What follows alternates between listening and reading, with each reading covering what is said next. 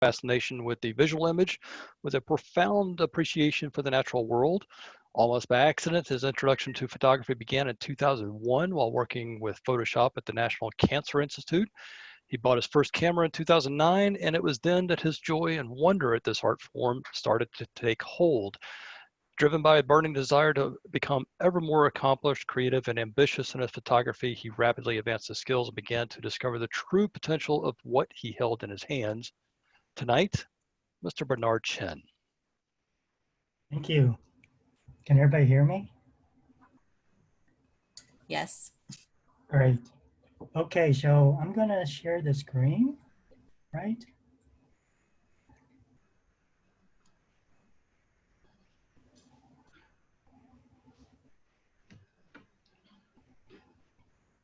So everyone should see that picture. Yep, it looks great. Thank you for having me, Sam.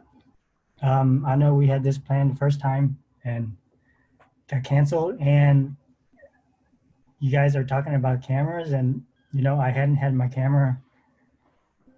I haven't used my camera since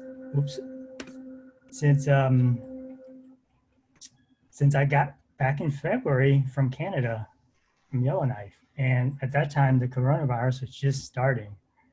And lo and behold, we got back and it was just went gangbuster.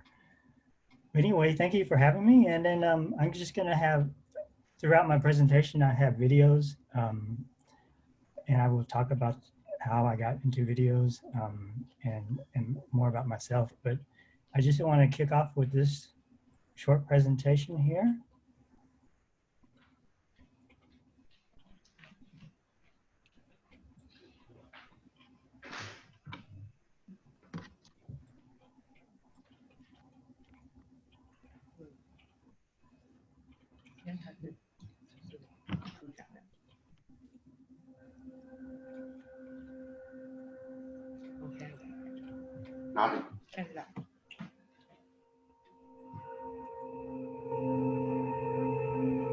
Who are you, if not an adventurer, an explorer, a warrior, a conqueror?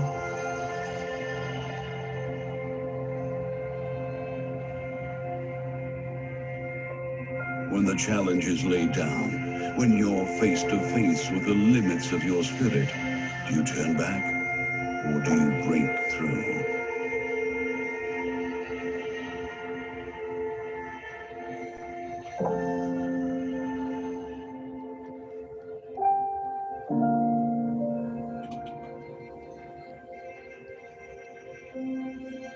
As beating sunshine turns to blackest night, as the sun sets and the stars rise, as the clouds roll by overhead, marking time, maybe you question what it's all for.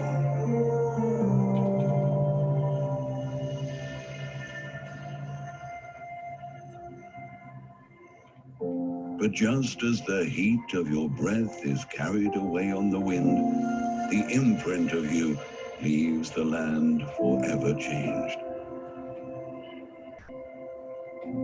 Because you were there, because you breathed and walked and pressed onward.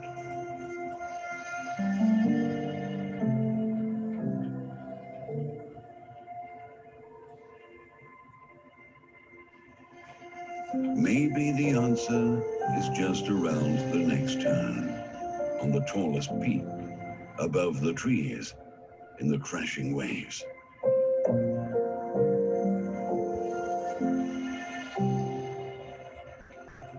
Maybe you'll break through the clouds and all will be clear, or find your perfect reflection in the still water, and all doubt will be gone.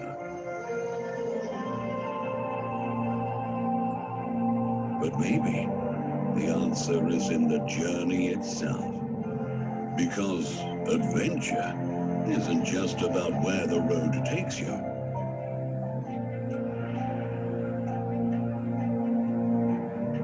It's about who you become along the way.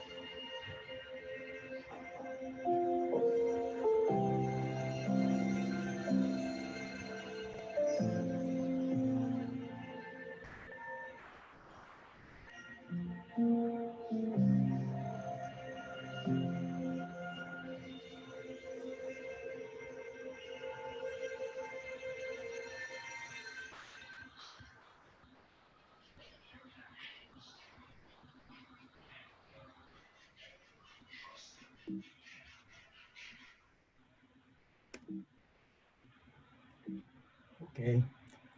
How do I go to my next slide? Okay. Oops. So, so that's some of the things that I did or I do. I started at the National Cancer Institute in 2001, and um, my boss came to me and said, "Buddy," he called me his buddy. Can you do this for me in Photoshop? And at that time, I had no idea what Photoshop was, and since that moment that he asked me to do Photoshop, and I had to dive in and learn Photoshop, I was working with it for 7 or 8 years, and then I got introduced with my daughter, of course, and then a friend came over from Germany and took this picture of her, and it just intrigued me so much that how this picture, I loved it. And then I thought about, I already am doing Photoshop, I already know Photoshop, and I should actually pick up a camera. And that's what I did. And as most people do, they pick up the camera first and then they learn the post-processing part. So it was actually much easier for me to pick up the camera and to learn how to process an image because I was doing it for 7, 8 years beforehand. But when I bought my camera in 2009, I had no idea what I liked to shoot. And of course, my personality wise, I think landscape was the thing I liked, being out in nature. I grew up in Arkansas. I loved the outdoors. I loved the lakes, the wild forest, and having the camera, I think, kind of pressed me towards that area. But then I loved having the camera that I was shooting everything. I was shooting weddings, portraits. People saw me with a camera and asked me, "Can you shoot this for me?" I said, "Sure, why not?" So I enjoyed it all, and I actually did a lot of it. And then I realized that I was doing too much, and I said, it's I should figure out what I love the most, and then concentrate on that. Because what I was finding myself was that I was doing too many things and not one thing good enough. Um, so I dropped my weddings, I dropped the portraits, and I do landscapes now, and I love it. And the picture that really got me going was this one I entered in 2011, and I won first place for it. And after winning that, I realized, maybe I had something that I can really go forward with. So what's in my pack now? I don't carry a Nikon, but I carry a Sony, just because it's compact. It's a great all-around camera. And I do a lot of backpacking. I do a lot of hiking. And so carrying a Nikon and its lenses it's just too heavy. And I realized that I needed to go to a compact, smaller form. I remember my first trip to Iceland. I had my Nikon, I had my backpack for 7 days, and I was hauling around 50, 60 pounds, and it was just about killed me. And when I came back home, I said, I'm changing. But it took me a while. And I ended up really liking the Sony. So I got rid of all my Nikon gear, and now I'm just solely with Sony. And also what else is, you saw my video is videos. And when I bought my first camera, I told my friend, I said, this thing has a video, but I probably would never do video. I don't think so. And he said, you never know. And so what got me into video was that I was shooting all these still images, and I was bringing them back home, and of course I loved them, but I couldn't capture the moment in a way that I wanted the viewers to see the whole scenery, the moving images, the clouds moving.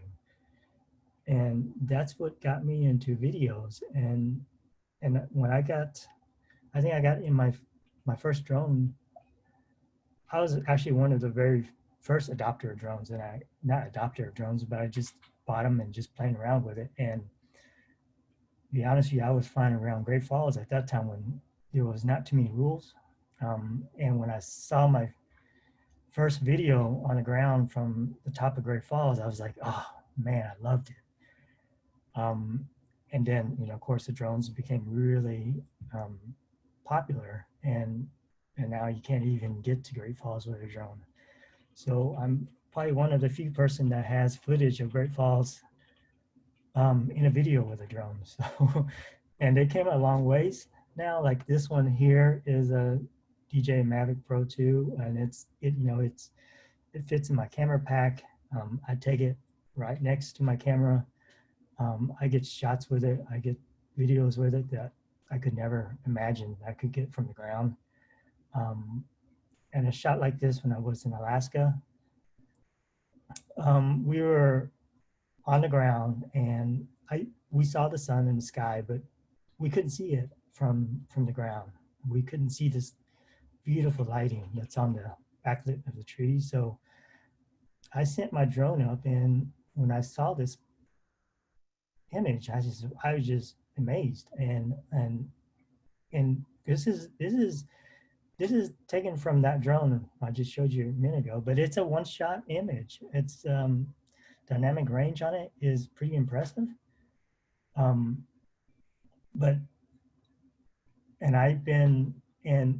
when I show these pictures to my group or the clients that come with me, and they pretty much fall in love with the drones. And the only thing, there's a love and hate relationship with drones. You'll find some people love them, some people hate them, and so just got to be really careful where I take off, where I not bother anybody.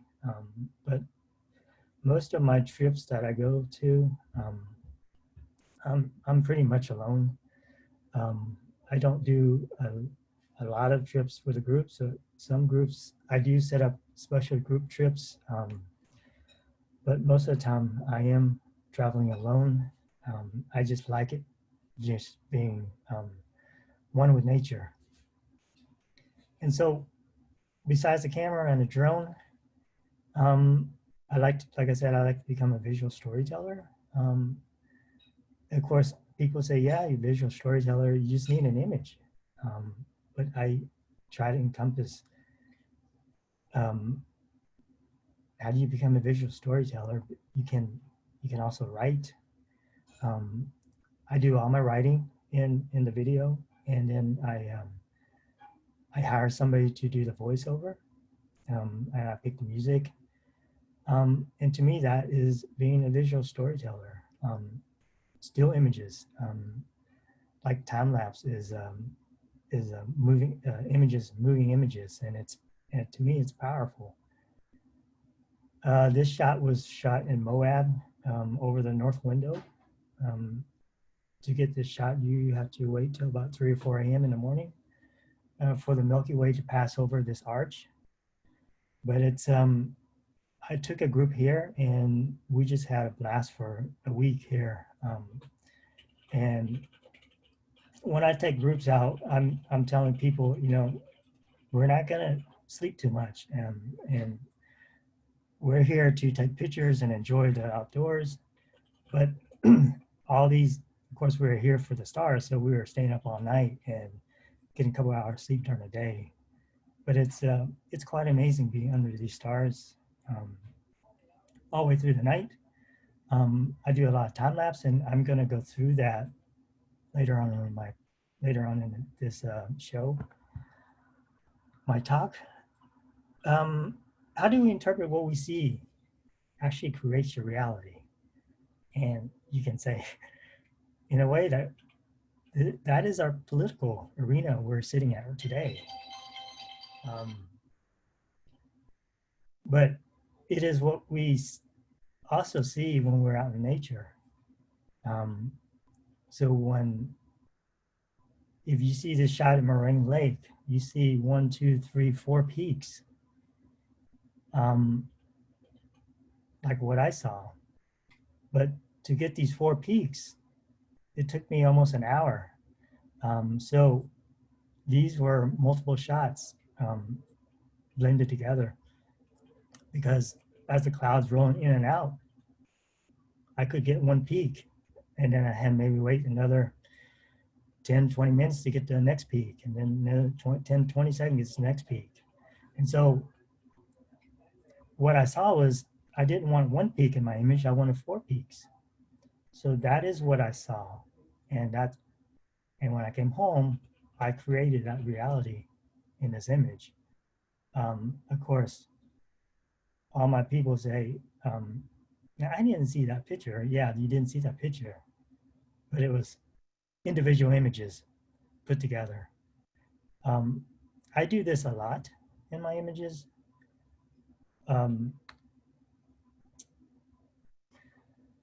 This is when I very first, on my first camera, I shot the cherry blossoms almost every year. This is one of my favorite shots. Besides that wing shot, I also have another one. I go through this one here. This one is one of the shot that was just happened by accident. I had a friend from Delaware. He called me up and said, I'm coming in town. Can you take me a cherry blossom? And I was like, it was at the very end of the cherry blossoms, not at the end, but I already been a couple of times that year. And then I said, you're coming to town, I'll take you out. And the next day I took him out, and we got to the scene right here. And I was just flabbergasted, because I was like, I never seen this shot before, because you never seen the blossoms just fall on the ground like this, softly, like snow. Because most of my experiences, they usually fall off because of the wind, the rain, and they become mush. But this day was just my lucky day, and this is a panel shot. And luckily for us, there was a lot of people here, but nobody was getting in our shots this way. So everybody was very respectful in this way. This is Great Falls, of course. Everybody's familiar with Great Falls. One of my stomping grounds when I first started. I used to come here every morning, even sometimes before work. I go here. I explore the area, and I shoot for an hour, and I go to work. I work in Bethesda. And at that time, Great Falls wasn't very strict. I could go in there, and they leave the gate open 24 hours a day. You can get there early. You can scramble on the rocks. And eventually it became, they started stopping that, and gates started closing, and the gates don't open now until sunrise.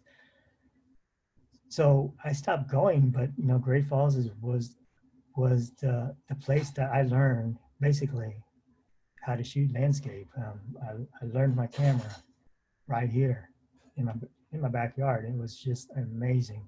I still like Great Falls. It's a great place to go, especially in the fall when the changing of temperature.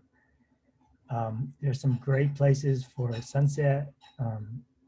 Sunrise is okay at Great Falls, but I think the sunset on the Maryland side is probably better than the sunrises. But I will go show some images here. This is Great Falls sunset from the Maryland side. This is where you have to really scramble down the rocks, and there was of course, people say, "Are you standing in the water?" No, I'm not standing in the water. There's a big boulder I'm standing on, and it's just this water is just hitting the boulder, and it just became a good composition for a sunset. And of course, I went back to this spot 3 or 4 times before I finally was able to get this sunset. Great Falls is really hard to get great sunrises, great sunset colors, just because the sun is so far in the distance and the angle. But sometimes you get the backlighting like this one, and it becomes unique. You can get to the waterfalls like this, cascade. This is from the Virginia side in the morning,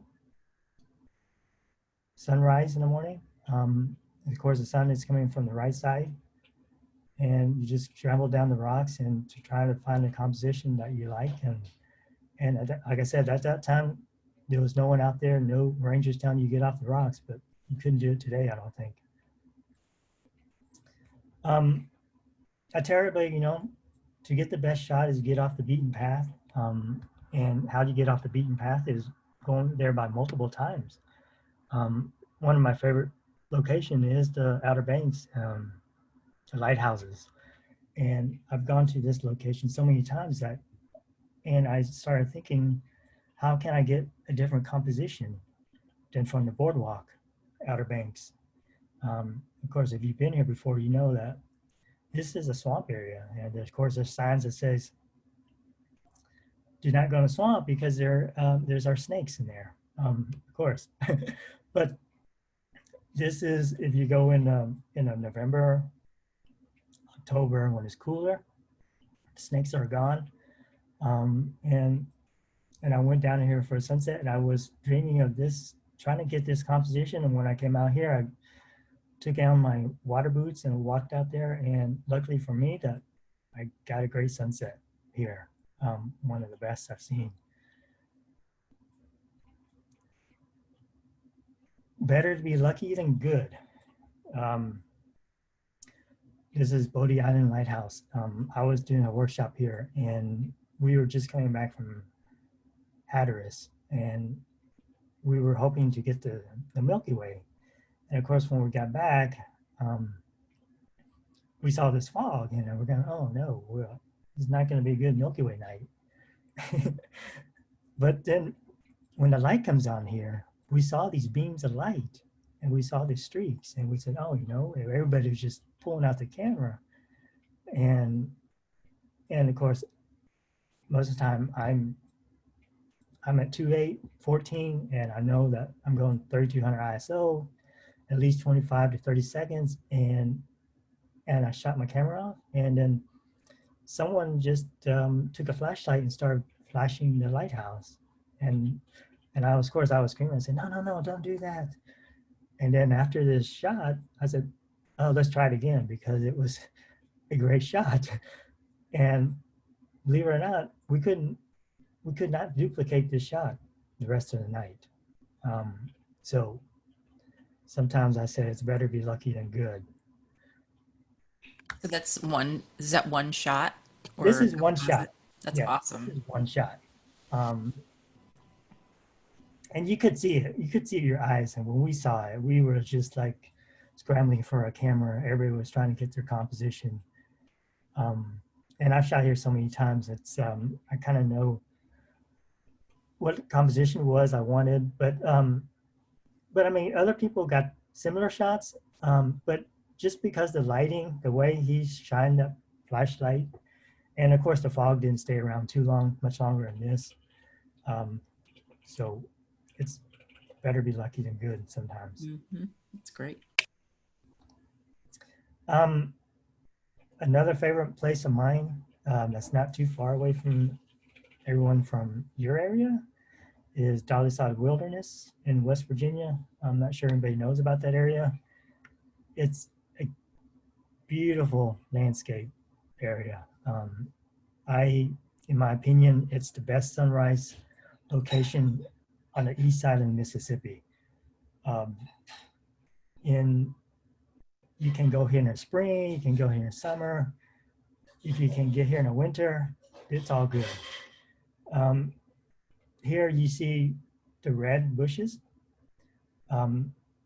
These are, Dolly Sods is more like a tundra area of the northern Canadian, or North Canada. But these red bushes, they actually grow. You see them in Canada, but they don't grow more than maybe 3 or 4 inches tall up north. But because it's warmer down here, these bushes grow about up to 3 to 4 feet.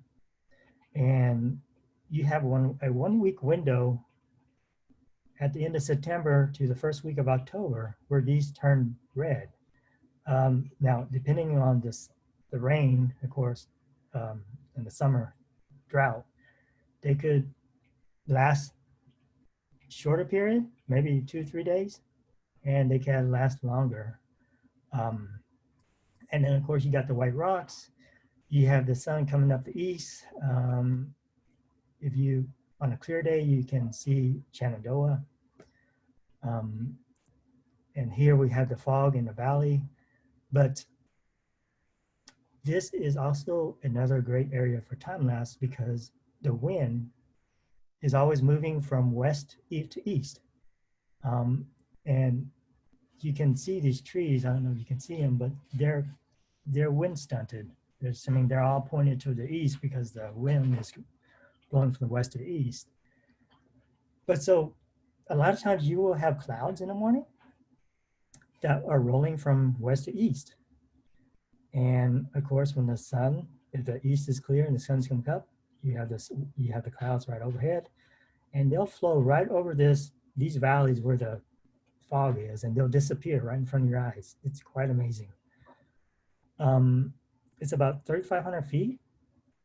It is cold. It can get cold, very cold, even in the summer. So, you know, if you ever come here, always bring a jacket, always be prepared.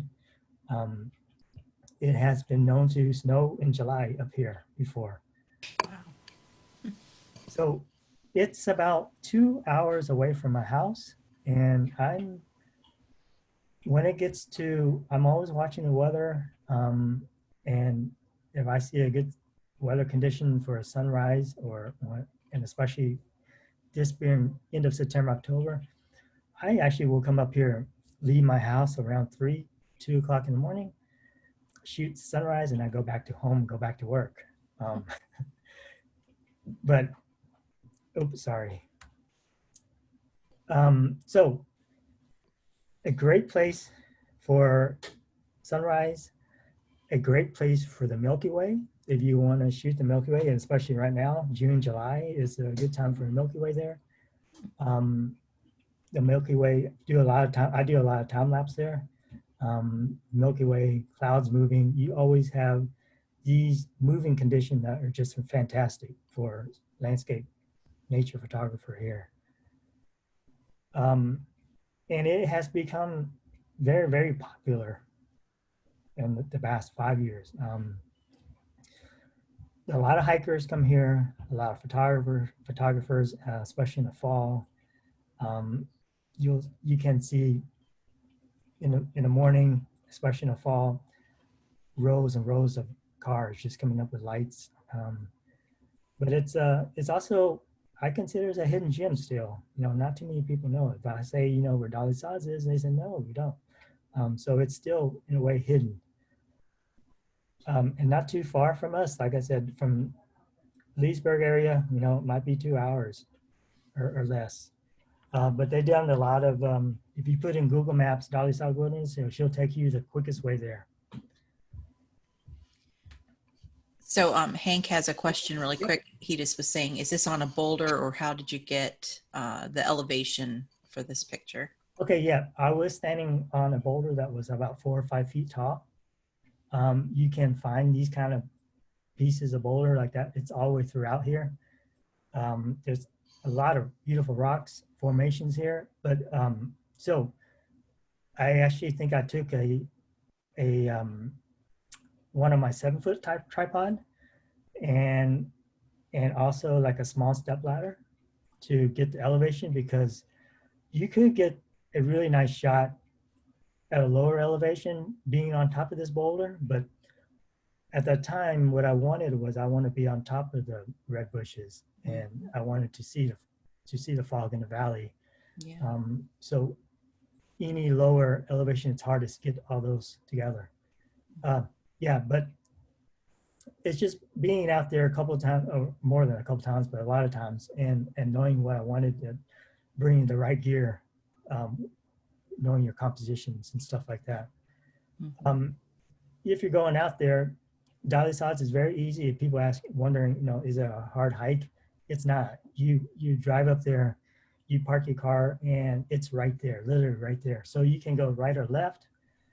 100 feet to your left, you get a beautiful overlook, and I will show you another picture of that, and I'll mention that later on in this presentation. You go to the right, and this one is a little, it's a little further to walk. It's maybe about 100, 200 yards away from the parking, but if you go to the right side, and we're talking about a sea of red, everyone. When you come here at the end of September, October, first week of October, this whole landscape is red. You can see for miles and miles and miles. So even though I said there are a lot of photographers out here, it's so big that because it's so big that you won't notice how many people are there. That's nice. So it's very easy to get lost, even though there is a lot of people. I have another quick question. Dan was asking, do you use a specific app or website to try to predict the sunrise and sunset? Or do you have a favorite one? Not really. I'm just looking at my regular weather app, and of course, I'm looking for rain. I think the city I look at most is Petersburg, West Virginia. At night, because this is not night, at night, you can see the lights of Petersburg, right below the sun there. And so I'm looking at that city, Petersburg, West Virginia, and I'm looking for rain, I'm looking for fog. But I can tell you that it really doesn't matter what part of the year you go, in the spring, in the fall, in the summer. It's really, really beautiful. I've gotten so many shots here in all seasons. And in the winter, of course, they do close the gate. So the only way up here is to hike, and I have done that before for winter shots. But I wouldn't advise that for anybody. It's pretty cold and dangerous. Yeah. But yes, it's one area that I would recommend, and my favorite sunrise spot on the east. Awesome. One last one, because Ruth, did you get your answer? Because he said he drove to this one section. Yes, I did. Thank you. Yeah. If you decide to come up for anything, let me know and I'll go with you. I haven't been there yet, but several people from our club have been there. So. Okay, great. Yeah. All right. So I was talking about time lapse, and I was telling you earlier when I had my camera out the last time I came back from this. Oops, I don't know why it starts automatically. I came back from Yellowknife, and that's the last time I had my camera. But I've been chasing the aurora Northern Lights. I did it in Alaska. Alaska wasn't too good in Anchorage, or not in Anchorage, but in name threw me off. Anyway, I will think of it. And then I went to Yellowknife, and Yellowknife, it was just amazing for the aurora. And so I do a lot of time lapse, and I will go through those, what I do. And this is a video that I did from my time lapse.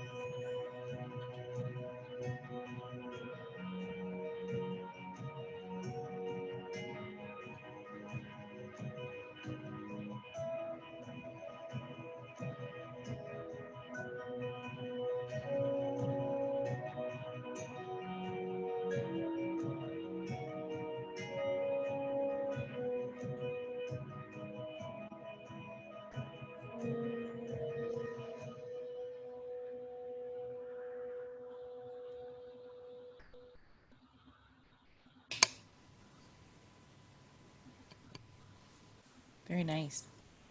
Thank you. So when I started photography, I was doing, of course, single images, and then I got into video, and then I don't know what got me into time lapse was maybe studying the videos and realizing that having a video is just still images, a lot of still images put together, and I got into time lapse, and I realized the power of motion with the power of a lot of single images.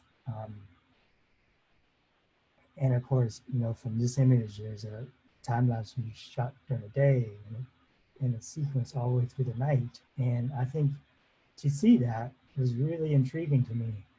And I just wanted to go through because time lapse is a big part of my photography. I do a lot of time lapse just because there's so much I can do with my images after I do these, after I shoot a time lapse scene. And the sky is there's just so much leeway for you to use one image, multiple images, and it's just incredible. And it takes a little time. And I don't know if a lot of you do a lot of time lapse, but I will just go through what I do with time lapse. And so, like I said, many areas of photography can benefit by being combined with time lapse photography. And landscape, of course, is widely known for that. Just because you get the moving clouds, you get the moving water, you get the stars. But you can get a lot of other things in time lapse. Day to night, or growth of plants, blooming flowers. Time lapse is great for urban environment, architectural photography. You want to show the flow of traffic, people moving, movement of light, and that's actually time lapse is also great for is when you're out there shooting sunset or sunrise and you're capturing single images. Why not shoot multiple images to capture what you see from the very beginning to the very end? And you can combine these images later. And of course, astrophotography benefits from time lapse because to the human eye is you cannot see the stars moving. But with a time lapse, you can show the movement of the night sky.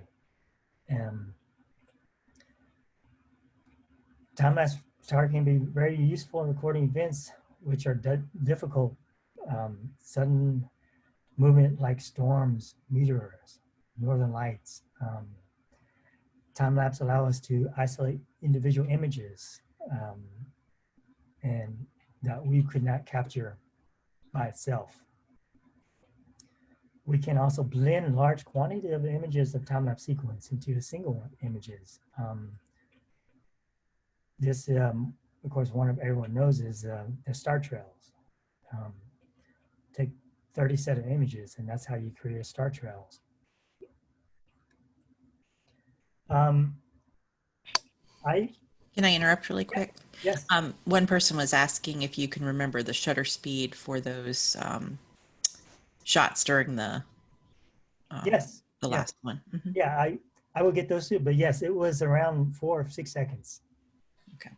And we will get there in a minute. Oh, okay. Okay, great.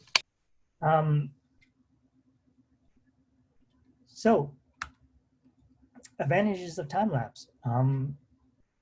If you see this shot here, this was a shot that everybody say, how do you get the foreground so bright?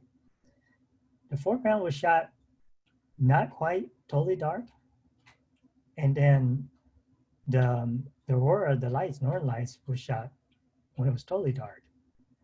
So I was able to take a foreground shot and blend it to a night sky shot to show it.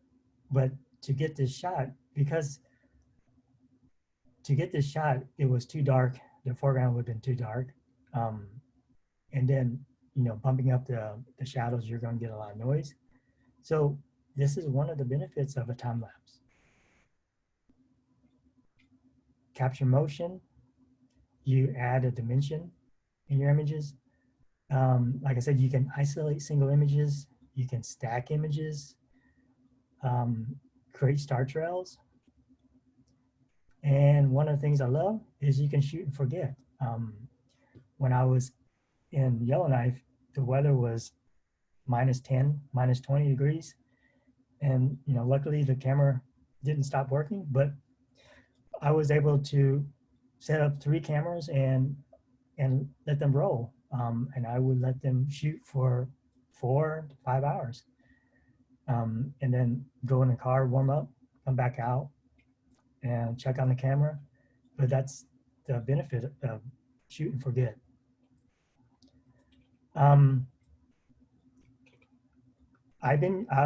I have used my Nikon for time lapse. Of course, now I use the mirrorless Sony, and the benefit of the Sony over the Nikon, besides the size, is the battery.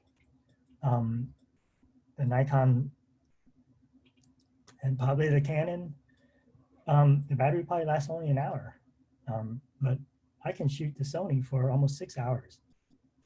And when it's at night, you can almost shoot from sunset to sunrise with one battery on the Sony. So that is pretty incredible. And a DSLR battery will not last unless you have an external battery. Time-lapse iPhone. A lot of times I'm shooting time-lapse with an iPhone, and I'm incorporating this into my video. A lot of times, like Machu Picchu, they're pretty strict on people bringing in a tripod or a big camera. I had to get the guide to really vouch for me. They wouldn't let me in with my big bag with camera and tripod. And he said, you know, I'm not a professional. I'm just here. I just got to have a good camera, a nice camera, a big tripod doesn't mean I'm a professional. and so a lot of time these places, you know, you only thing you have is an iPhone, and an iPhone time lapse is actually very, very good for especially like iPhone 11 with the 3 cameras and the zoom features on it. So what lenses is good for a time lapse? I'm always shooting it a lot of times at night. So I'm always going for the widest possible, like the Nikon 1424, the Canon 1635, Sony 20. A couple of my favorites is the Venus Optics I use for the Sony, the 12 and the 15. And I haven't used the Rokinon fisheye yet, but I wish I did have a fisheye when I was in Yellowknife. I think it would have been some incredible shots with a fisheye.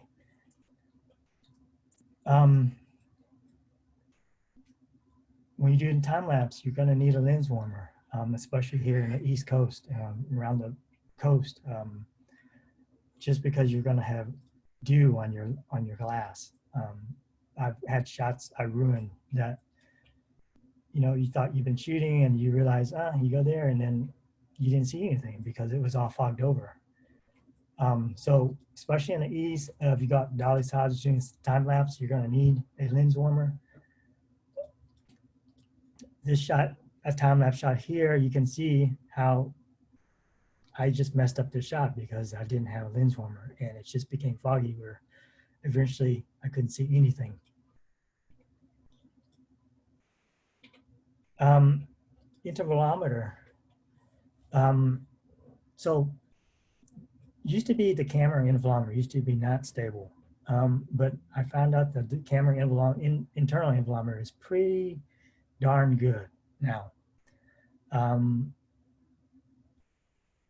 But the problem with the camera intervalometer is if anything happens to change or something flicker in the camera, it will stop. I mean, you think you're shooting for 3 hours, you might have been only shooting for an hour. dummy intervalometer, maybe the best thing, because it just fires. It just sends a signal to the camera. It doesn't matter if the camera is working or not. It just keeps on firing. So, and then we have the smart intervalometer, which is from like a time lapse plus here. If you want to do like a 24-hour time lapse or like a sunset to sun to the Milky Way, it will actually change your camera settings for you. You can shoot like from a daylight scene to a 30-second exposure for a night scene, and it will do all that for you and do it pretty well too. There'll be some post processing to do. But I say, but it's not without its troubles. You will get a lot of flicker in your shots. Of course, you can deflicker your images, the lighting and stuff like that. But what I found out is if I want to do like what they call a holy grail time lapse from sunset to Milky Way, I would shoot 2 time lapses. I would shoot one for the sunset, then I'd change my setting, turn off my camera, and wait for the Milky Way and start shooting an hour before the Milky Way with the Milky Way settings. And then you just combine these 2 time lapse in and do a nice transition and in your video editor. And most people cannot tell that that was a 2-shot time lapse. So I found out that to manually do a 2-shot time lapse is the best and the easiest way if you want to do a sunset to night or a night to sunrise, vice versa. Memory cards. I only buy the biggest memory cards possible I can, because it's one thing you don't want to do is be worrying if you have enough storage in your memory when you're and now the cost of memory is going down. It makes no reason you should just buy the 256 gigabyte memory cards. And these cameras, like my Sony 4 is 60 megapixels, so it's filling up that memory card pretty quick. So go for the bigger size. And like I said, a DSLR, my Nikon used to be able to get an hour, but the Sony, it can shoot 6 hours at night. It can last 6 hours, and 6 hours at night is a very, very long time, and because you're not using that much battery. But if you don't have a Sony, if you're doing a DSLR, then you're gonna need an extra battery pack. A lot of these new cameras have USB-C, where you can go directly from the external battery to the camera without having like this tether tool case relay. So that is also nice. My Sony has the USB-C, and it can directly power from an external battery without anything in between. So I think most of the new batteries, most of the new cameras have the USB-C charging. You got to be careful, because sometimes when you're charging a camera via USB-C, your camera don't actually work. So you have to make sure that your camera doesn't fall in that category. So besides a strong tripod support, because you're leaving your camera in places where, like Dolly Sods, this is Dolly Sods, where it's very windy. I've left my camera here and came back, and my camera is laying on the ground. The wind is so strong, and I've lost lenses because of that. So one thing you want to do is definitely have a low profile on your tripod, or even a support that weighs down your camera. You just want to have that camera locked down as much as possible. Keep your sensor clean. One thing, if you're shooting 1200 images you don't want to be cleaning your sensor or all your images because that's sensor dust. That's a lot of images to clean. So definitely before you shoot your time lapse, clean your sensor. That's why a lot of time lapse photographers we're carrying around 2 or 3 cameras, just because we don't change the lenses when we're out here, and that's the best way to keep a lot of your post-processing work down to a minimal when we get back. And I always say, because your camera is stable, sitting in one spot, you're going to have a lot of people going through your images. And I had photographers that just goes crazy. They say, "Well, you're walking through my shots." And I have to calm them down and say, "Don't worry, I'll show you how to fix it." So, when people walk through your shot, it is what it is. They do it. There will be cars going through your shot, lights, stray lights going through, somebody with a flashlight. It happens. But once you know how to post process these and fix them, and of course you might like the people in your shot, so it's okay. But if you just want the nature scene without the people, you can always fix them. And I always say, just keep calm, enjoy it, let them enjoy it too. The application I use, of course, is Lightroom. I use Lightroom. I use Photoshop. I have the Adobe Premiere. If you remember the slide before about the intervalometer, where I was talking about the smart intervalometer, if you shoot with that, then you'll need an application like this LR time lapse. It's $269 to help you process those images, because the camera is changing your settings to the lighting scene. You're going to need this application to help you deflicker your images. So like I said, if you take manual time lapse, don't use a smart intervalometer, just use a regular intervalometer. You can do it without that application. Of course, Adobe Premiere, that's maybe most photographers only have Lightroom, Photoshop. That is an extra cost that you have to, because it's a subscription.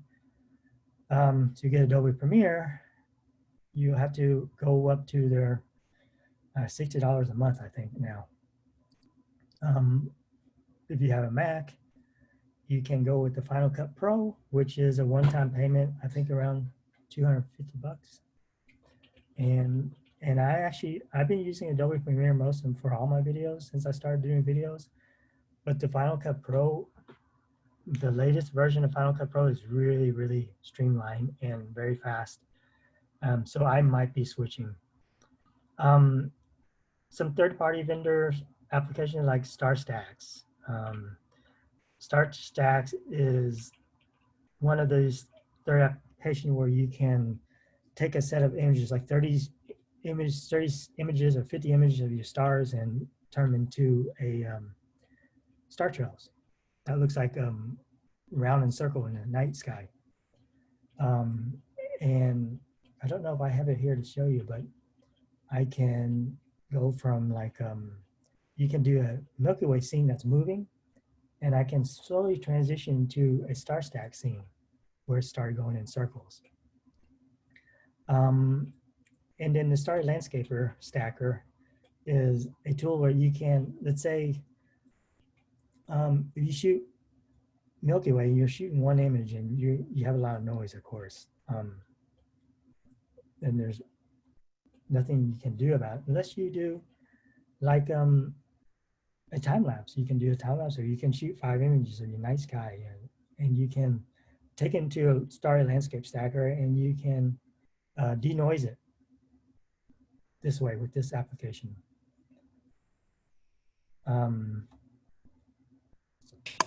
We have one question about Yes. the vivid colors. Like when you had your one video, did Yep. you actually go through and edit each frame similarly and then? Oh, so no. So So the vivid colors in a video, so when I do a time lapse, and let's just say you shot 600 images of the scene and you pull them in Lightroom. If the lighting doesn't change, it's very easy. You're fixing one image, you're doing your post-processing job, and you sync it across your 600 images you shot. And then you export that as JPEGs. And when you export a JPEG, of course, it's already processed. So they're vivids already. So when you import them into like Adobe Premiere, or I should go back and tell you that you can do photos. I mean, you can do videos in Photoshop. So you don't have to purchase Adobe Premiere or Final Cut Pro. And when you export these 600 images from your Lightroom as JPEGs, and you sequence them numbering 1, 2, 3, 4, 5, 6, such and such. And when there's a way to import them in Photoshop as a video. So you would pick the first image and you click image sequence, and it will find all the image in that file as sequence and pull them into a video. So when you pull them in a video, they're already done. It's pretty much done. The vivid colors. Great. I'm sorry, his question was actually more like, do you do anything special? But I think once you get in and start editing, you figure out your own flavor of, yeah. So he's talking about video, correct, Sam? Yeah, but I think it was the time lapse probably. David, you want to unmute and ask your question?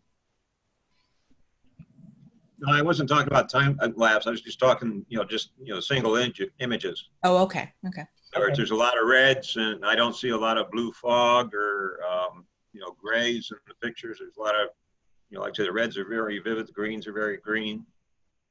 Like that mountain scene you had earlier where with the waterfall, you had really brilliant purple flowers, and then the whole thing didn't look like it had any haze in the picture. Yes. So I do a lot of blending, multi-stacking blending in my shots. So I will take shots that like that image you saw. It doesn't happen all at once. It's not, some of them are not, like that one is not a single shot. So, and that's why I say time lapse gives you that option where you can select a single image from one scene, another images from another scene, and it just opens the world to you. So the lighting you see on that mountain, and I can go back and I'll show you. I think it's what he's talking about. This one, right? This one. No, you had one where you had the waterfall coming from the top of the picture going down. Well, that one has a lot of color in it too. That one, yes. This one? Yes. Actually, this is a single image. Yeah, this is from Glacier National Park. I actually, I shot this very early in my photography career, where I didn't really know what I was doing. But the composition, I like the composition, but I've gone back and I've edited this image from the raw, just because at the very beginning, I would just move up the saturation and I didn't know what I was doing, basically. And yes, so when I go back and I edit this image, and this, to me, this is my final image right here. But Glacier is this. I mean, it is. And there's some scenes where, like, if I'm shooting a dolly shots, you see those red plants. You say they're oversaturated. I mean, it is It is that red. It's that saturated there. And so there's sometimes where you have to desaturate. But this image here, there's not much I didn't do to it that wasn't there already. All right, I guess it was just up high in the air. We didn't have the dust in the air. Yeah, it's I mean it's Montana. It's clean. There's it is it's I don't know if you've been to Glacier National Park before, but it's a beautiful place. Very clean. Thank you. You're welcome.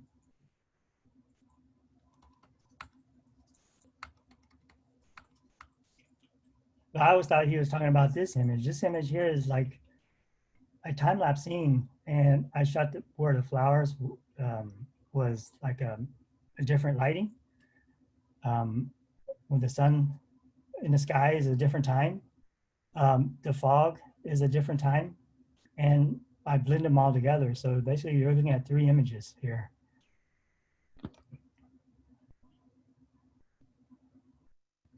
Okay, so let me go.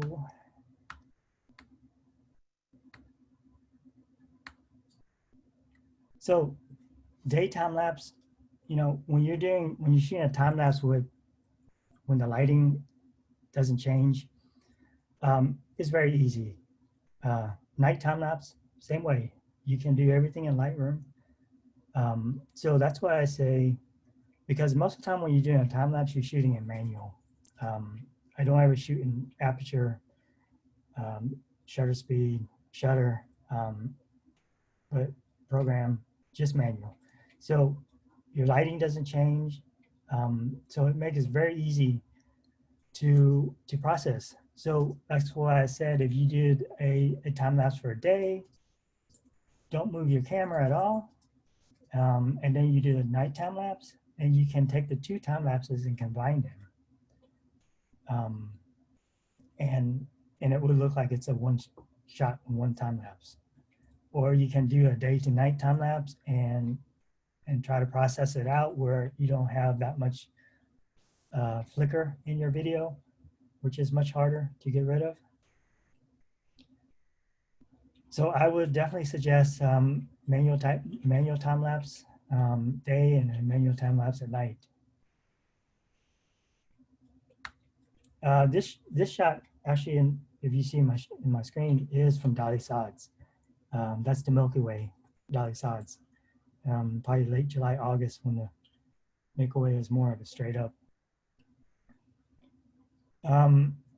There's a I was telling you earlier, the Starry Landscaper Stacker is the Mac version, and the Sequator is the window version. You can take one, mini set, 5, 6 images and combine them to get a clearer night of the stars. You can denoise much better versus working with one image. There's another way in Photoshop that does the same thing as this Starry Landscape Stacker. You can pick a set of images. Let's say you pick a set of images in Lightroom, you open as layers in Photoshop. You select all layers and you convert them layers to smart objects. And then from there, if you go layers, smart objects, stack mode, and median, you can clean up your images, denoise them this way without a third-party application like the Starry Landscaper Stacker. So I use this a lot from Photoshop. I think the Starry Landscape Stacker is a little more intuitive, easier to work with. But Photoshop, you can do the same thing.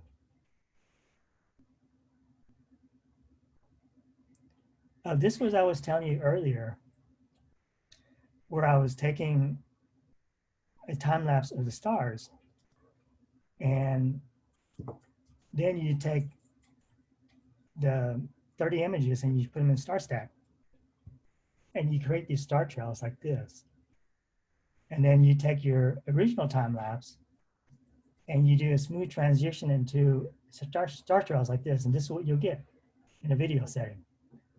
And it's beautiful. And that is, of course, the North Star right in the center where you see.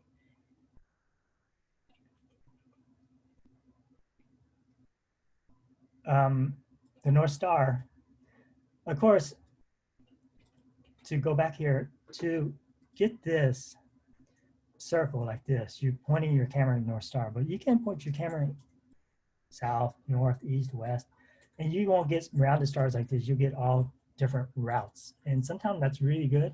It's different.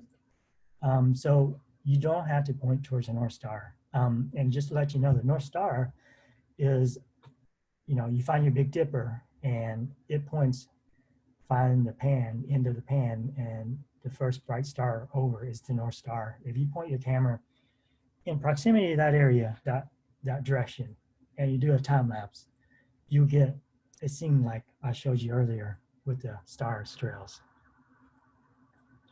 And of course, with that third-party application, you can export it into a single image where you have the star trails in circles shown in the night sky.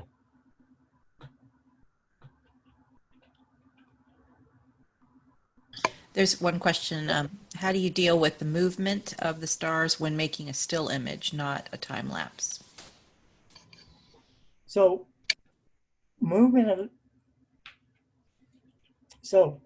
of course, most of my night sky shots are around 20 seconds exposure. I'm usually at 14 and ISO 1600, 3200.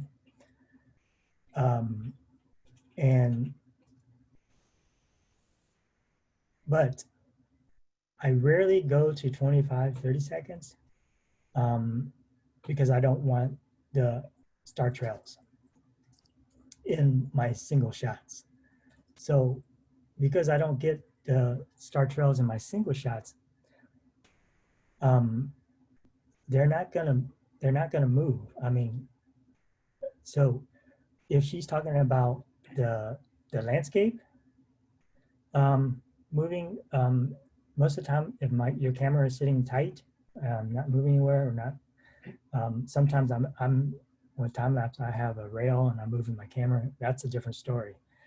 But most of my settings for the night sky for the stars is around 20-second exposure at 3200 ISO, and I do not want star trails in my single images. So I want them to be crisp, sharp, pointed. And then if I want trails, you know, I can do that in post with multiple images. Does that answer her question?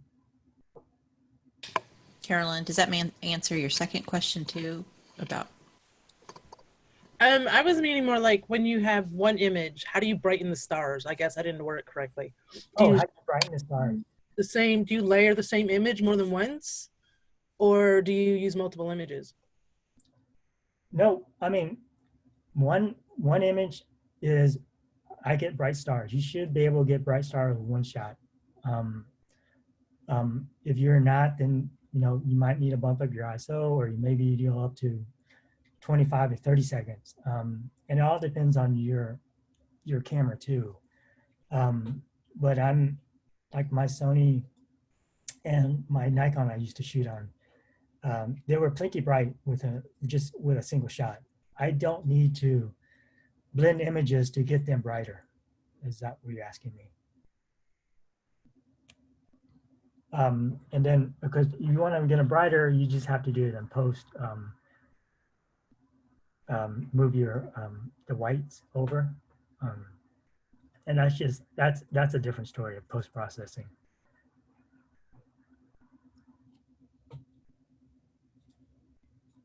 Okay. Are good? Yep. Okay. So still to motion calculations. If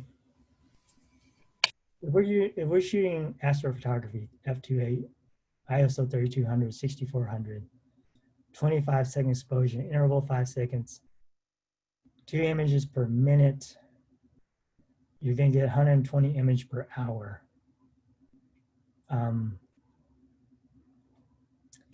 I was shooting the night sky, the aurora borealis and northern lights, almost the same exposure with 2-second exposure, interval of 4 seconds. So I was shooting 10 images per minute and I was getting 600 images per hour. So you can see that when you're shooting the Milky Way, 120 images per hour, you're gonna need to shoot to get around 600 images. You're gonna need to shoot 4 or 5 hours to get a lot of images. And that to go to my next step is when you're doing a video calculation, I'm making my video frame 24 frames per second. 600 images per hour will yield me about 25 seconds of video, and 120 images per hour will yield me about 5 seconds of video. And 5 seconds of video is not enough. So that's why I said, with the stars, night sky, you're gonna need to shoot 2 to 3 hours at the most. So you can get 15 seconds of video.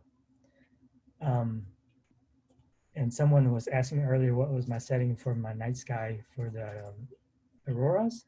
That was my setting right there. I was at 3200, 6400, and you saying 2-second exposure, it was not enough light. Yes, it's definitely enough light because the aurora gets pretty bright. And sometimes it's too bright. But most of the time that setting right there was enough for me. I could have done 25-second exposure, lower my ISO. What I didn't want to do was I didn't want mush. I wanted crisp, clean lines in my aurora. So when I'm translating them into video that you can see the movement, versus if I'm doing like 25-second shots of the night aurora, it's just, you're not gonna see the detail lines in the night sky. It's gonna be pretty spread out because the aurora is moving.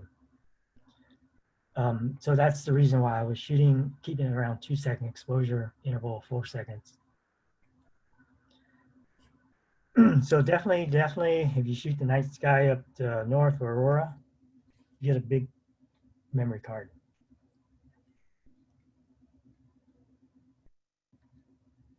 So here is 18 minutes of shooting a time lapse. I got 284 images and it came out to 12-second clips of this one.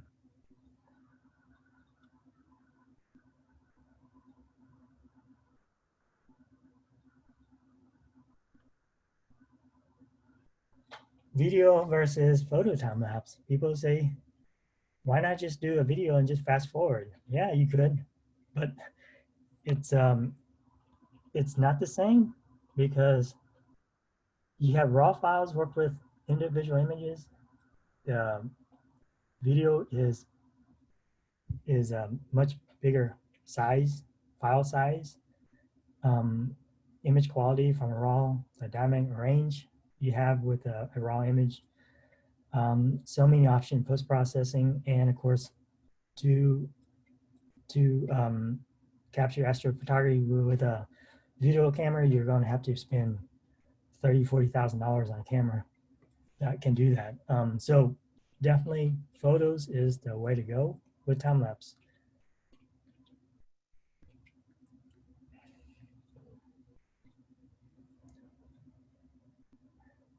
So just go over the camera settings for a time lapse capture.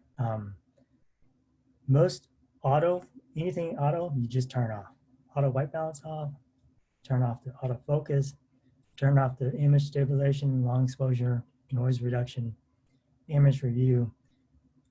If you have a lot of people in your group, and a small amount of light bleeds a lot. So you want to turn off like your back LCD, or even put a tape over if there's a button that blinks red or something. Intervals, you want to talk about intervals like in a city, maybe do like 2 seconds interval in a park, people 3 seconds, highway traffic 1 second. If you're looking at clouds and if they're slow moving, you can get away with 3-6 seconds and maybe even more. There's some clouds just don't move. I mean, they're moving, but it doesn't look like they're moving. You can do 10 seconds even. Fast clouds, you definitely want to do 1 or 2 seconds. Clear skies, punch it up there 15, 45 seconds. Milky Way, now I'm not sure why I put 25, 30 seconds interval, because that is totally wrong. I don't do that. So what I'm saying is when I do 25-second exposure or 20-second exposure, maybe I have like 5 seconds interval, so it's like 25 seconds total, or 30 seconds total. So my exposure maybe 25 seconds, my interval for 5 seconds to rest, and the camera fires again. And that gives you, you want definitely some time in there for your camera to post your images, to transfer into a file, etc.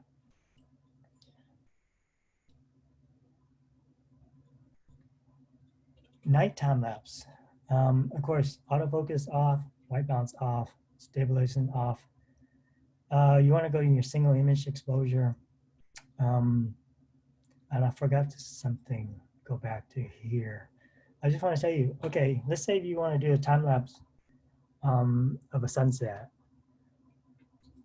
Do you want longer exposure or longer interval or shorter interval? So the key is to capture more of color in a sunset or sunrise, you want to do shorter intervals. So 2 to 3 seconds intervals. Because if you're doing longer intervals, you're going to miss color or the changing of the light. So definitely keep that in mind if you're doing sunset or sunrise. Shorter intervals is better.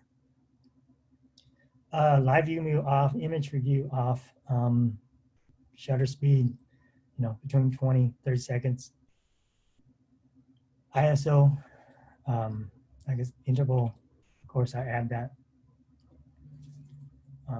I don't think I ever had 34 seconds interval before.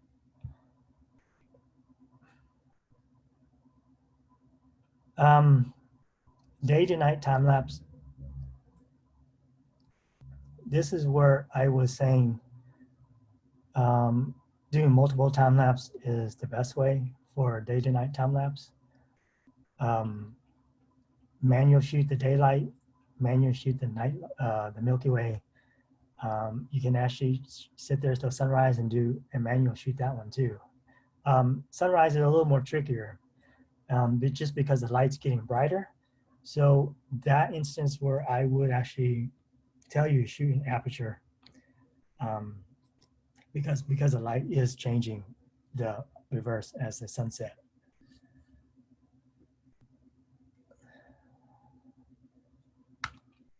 So I think I've come to the end, and I just wanted to show you, I've been to, I think before I got my camera, I could count on my hands the places, on one hand, places I've been. And since I picked up my camera, it's incredible where I have traveled, and it seems like my list keeps on growing longer and longer. But I enjoy it. I don't belong to any club. I have, I do sometimes workshops and group workshop, overseas workshops, but I most time travel by myself or with 1 or 2 people. But I enjoy it, and these webinars is a little different. Like I was telling Sam earlier, I don't get the live interaction like I do in live time, regular seminars. So it's a new learning experience for me too. So I just want to show you my last video that I did. Before you start that, we have one quick question. Sorry. There was a picture with the Milky Way and some logs. back a couple pictures. The question is, how did you get such good exposure on the tree and the logs and such sharp Great question. stars? Great question. So this was a time lapse, Monument Valley, and so because I told you that you can pick out, you're capable of picking out any images. There are cars are running up and down the street, and because of their lights, it lit up these logs. Without the light coming from the cars, it becomes totally dark, and all you see is just shadows.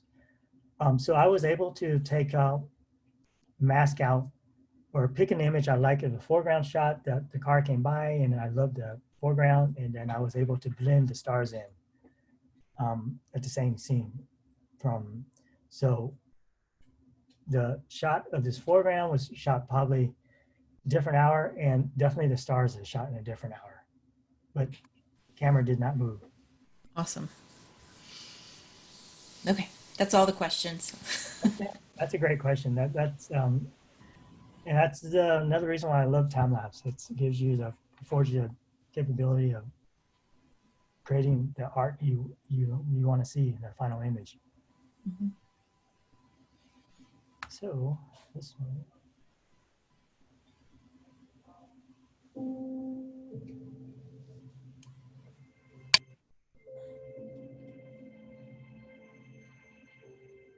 How far will you go to find what you're searching for?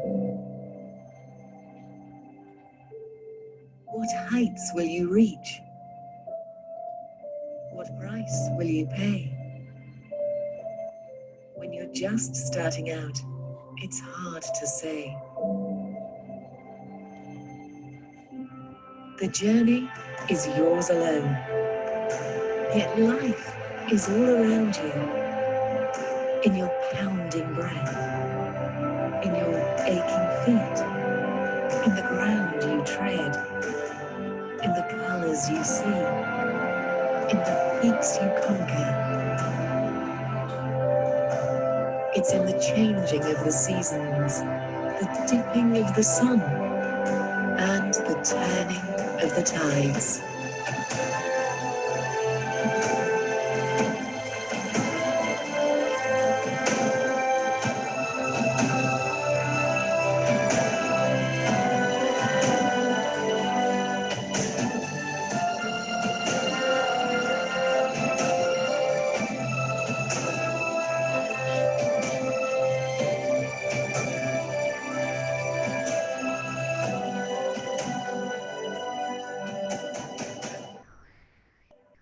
It's relentless and bold, rushing to meet you, rolling and thundering, calling you on.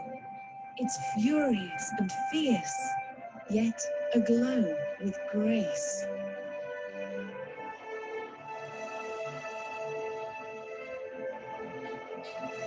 And when you can go no further, when there's nowhere to turn but back, did you find what you were seeking?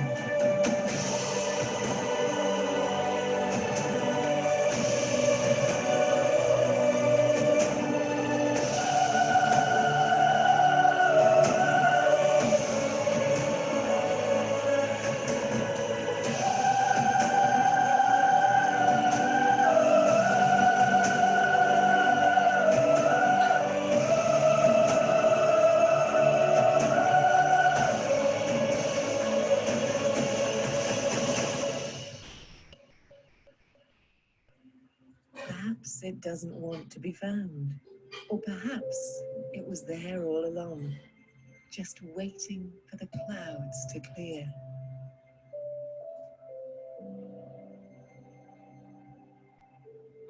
Whatever you find in the darkest of nights, in the brightest of stars, on the tallest of peaks, bring it back with you. Bring it home.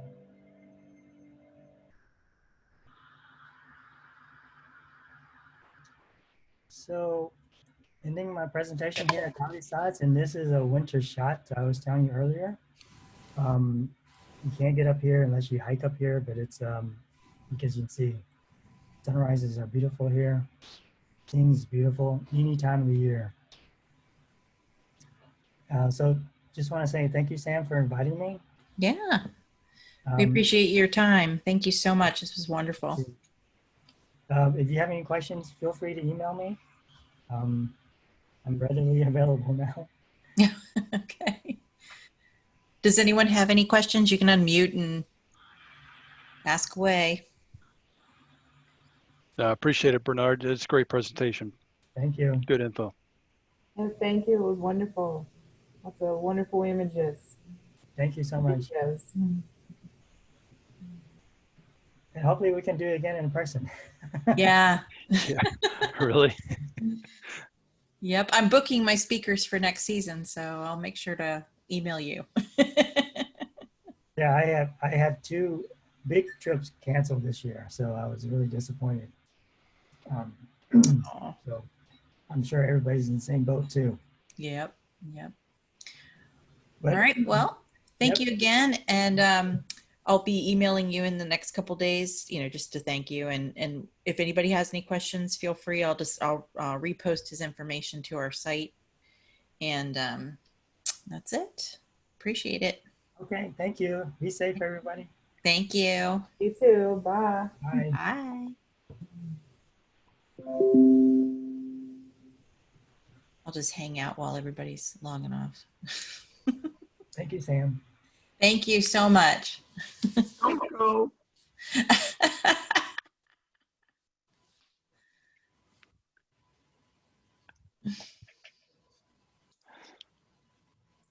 Good job. Good job, everybody.